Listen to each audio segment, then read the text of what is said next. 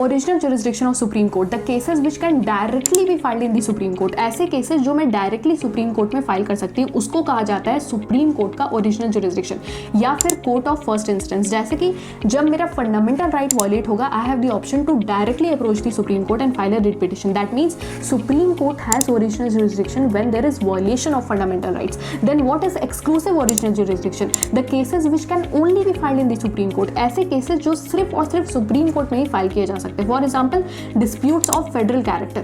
When there is dispute between center and state or two or more state, such dispute, such matter will only be heard by the Supreme Court. This is the original jurisdiction of Supreme Court. What is appellate jurisdiction?